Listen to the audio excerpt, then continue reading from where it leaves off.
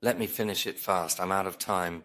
Now, to be such a conditional, indecisive, unstable state of mind, being tossed from here to there, if the wind blows like this, going this way, if the wind blows like this, going that way, is it to be a person who couldn't be themselves in life, like an airplane unable to fly if hit from the front? The Almighty said, if you don't take matters into your own hands, your current state will continue to be chaotic. So basically, you don't have an autopilot inside you.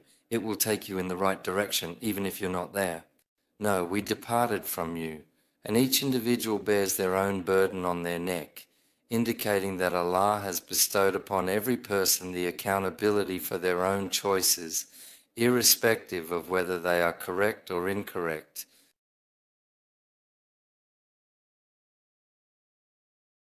The angels are present with us, they document whatever decisions we make, but the ultimate decision is in our hands. So, taking responsibility for this means saying, yes, I took control of the plane. Yes, I can now control the body, existence, person, and myself. Believe me, this is much more than just being able to control a car. It's being able to control an airplane. Now I am able to make my own decisions. I have the capability to take you in the right direction. The alteration in conditions doesn't really impact me, because I am aware that variables are generated to assess me precisely in altering conditions. Wind from right, asking if right wing works, checking. Wind from left, checking if earpiece works from front to back. I know that life is running on a completely controlled check. Well, since I've already bought into the process, I know that it's a roll call process, and I also know the outcome, the process, and my fate. If it's like this, then a person would be independent of the conditions. He doesn't make a bottom and a ceiling like that. You cannot be extremely happy and extremely down simultaneously. However, there exist specific techniques to consistently sustain this state. In the verse, immediately following our reading of the verse, man was brought into existence possessing a voracious, ambitious, and insatiable nature. When goodness and beauty touch, I'm so happy I feel like I'm on top of the world. And when evil comes into contact with him, he transforms into a whiner, feeling hopeless and becoming a total mess. With the exception of individuals who engage in prayer, all others are included. He mentioned, aside from those who pray, obviously.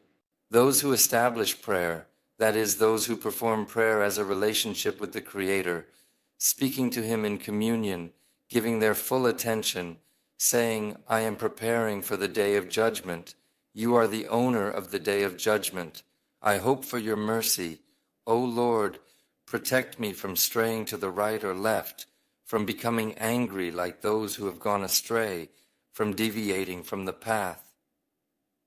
Each time, as a form of refreshing consciousness, if a person lives prayer as such, a nourishment and renewal by taking themselves back to the origin, they become like someone who checks the steering wheel each time, or someone who reviews all the settings before a flight. He is being cautious in order to ensure the proper care of this control. Vehicles, the Almighty has embedded this into life 5 times every day as a reminder.